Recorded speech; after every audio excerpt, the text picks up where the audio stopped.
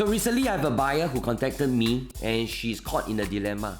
The thing is that she wants to buy a ground floor unit. As you guys probably know, a ground floor unit probably would cost much more expensive. And the thing is that she can't change her other property options because she needs it due to her lifestyle requirements.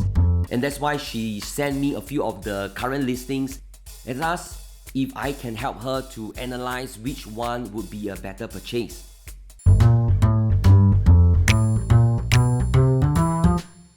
Okay, before I start sharing with you guys my analysis, I just want to share with you guys my opinion. Now, first of all, for ground floor unit, it's not my preferred choice.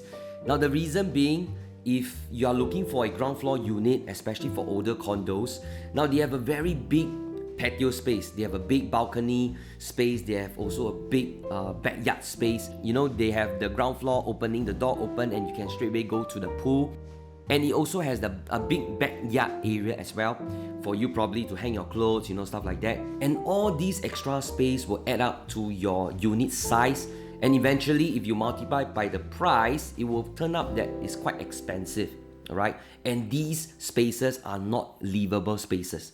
Let me just share with you this example that I've been trying to sell for almost 1 year, right? This is a listing that I had a few years back. Now, this is a 2-bedroom. The size is 153 square meters. Now, from the floor plan, you are able to see that it has a huge balcony space and it has a huge backyard space. And this space is not really usable unless you are a ground floor lover. You probably will know how to beautify it. But at the end of the day, the number of buyers coming to view is very restricted and is a very rich. And it took me almost 1 year to sell this unit. And that's the reason I may not choose a ground floor unit as my investment choice. But then again, for this particular video, with the benefit of my clients asking me to help her to choose which is a better choice, especially when she really wants a ground floor unit, and that's why I'm going to share with you guys the thought process, how I analyze it.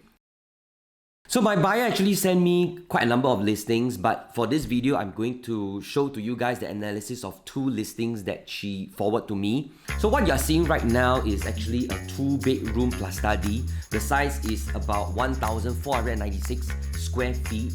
Now, from the floor plan, you can actually see that it has also, as usual, it has a huge patio space and a backyard. And the important thing is that the asking price of this particular unit is about 1.73 million. So how do we determine whether 1.73 million is a good price for my buyer to buy in? So first of all, my usual practice is I need to understand what are the current transacted prices for all the different bedroom types. So for this example, I'll be checking on what are the transacted prices for the 2-bedroom and the 3 bedrooms in this particular development.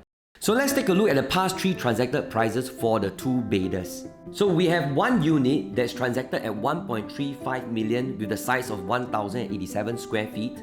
Now we have another unit that is transacted at 1.32 million with the size of 979 square feet. And we have another unit that's transacted at 1.58 million with the size of 1,109 square feet.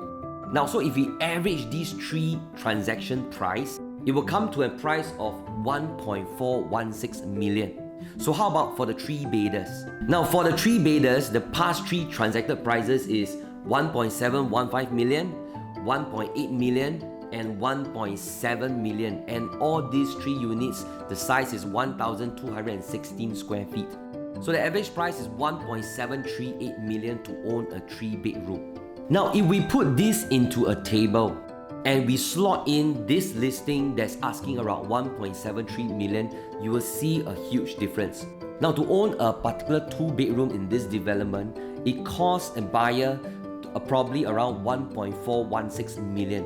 And the difference is about $314,000 to own this 2-bedroom ground floor unit. And a buyer can probably just top up another $8,000 to own a proper 3-bedroom, because a 3-bedder in there will cost around 1.738 million.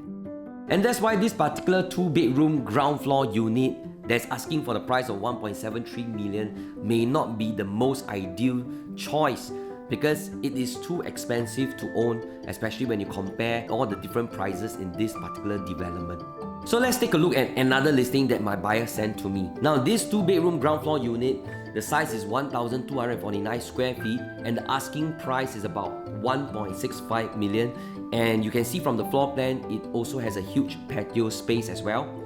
And as usual, let us take a look at all the past transacted prices of the bedroom categories in that particular development. Now, so for the 2-bedders, the past 3 transactions is 1.48 million, 915 square feet, 1.4 million, 861 square feet, and 1.5 million, 926 square feet. And the average is 1.436 million. And for the 3-bedders, there's one unit that's transacted at 1.83 million. The size is 1,108 square feet.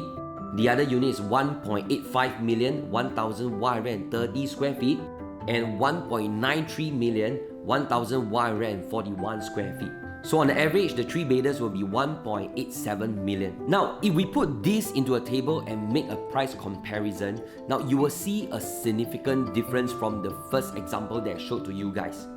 Now, for the 2-bedroom, the average is 1.436 million. And if we slot in the 2-bedroom ground floor unit that my buyer wants to buy, the price is asking is 1.65 million. And you can see that the price difference is $214,000. Now, if we add on the 3-bedders, the 3-bedders cost on the average 1.87 million. And the price difference is $220,000. And you can see from this example that it's actually the price gap between these are very evenly distributed. Meaning to say, for a buyer who wants to buy a particular 2-bedroom, they have to pay this price. And if for a buyer to own a 2-bedroom ground floor unit, they have to top up that difference. But then again, in order a buyer to buy a 3-bedder, they have to also top up a significant difference to own that unit. So if we put these two price comparison table for the 2 different listings together side by side, you will notice a significant difference. Now, for me personally, I would choose the second listing because you can see that the price is spread across evenly versus the first one whereby a buyer just have to top up a small difference like $8,000 from the 2-bedroom patio to own a 3-bedroom. So let me give you a simple analogy to summarize what I meant. Imagine today you want to go to a cafe to buy a regular cup of coffee. And the small cup of coffee costs you $3, the regular cup of coffee costs you $6.50, and the large cup of coffee costs you $7. Now, if you are a buyer and you want to buy a regular cup of coffee, now would you still continue to buy a regular cup of coffee for $6.50, or you just have to top up 50 cents and go for a large coffee? So this is exactly what I meant for the first listing example. Imagine now the regular cup of coffee costs $5 instead of $6.50. Now this whole scenario will change because it makes full sense for the buyer to go for a regular cup of coffee because the price is spread evenly across and it's just $2 difference. So in summary, this is just one of the examples how I use a price comparison method to determine whether it is a good entry price for my buyer. But in general, whenever we deal with ground floor units or even penthouses, there's always this huge extra space that you need to determine why are you paying this extra amount of money for. And if let's say this is for your lifestyle, it is very important for you to know how you are able to beautify this place so that your future buyers is able to see the value in it. Now the problem is that many of the ground floor listings that I've seen, a lot of buyers didn't really know how to manage and beautify their space, and that's why future buyers are not able to see why they should buy, or even they would have to think why are they spending so much money to beautify this place. So as a ground floor unit lover, it's important once you identify a listing you want, spend the money to know how to renovate this place and maintain so that future buyers is able to see the true value in the unit that you want to sell. Gainer from Property Made Simple. Hope you like this video. Please remember to like, share and subscribe. I'll see you in the next video.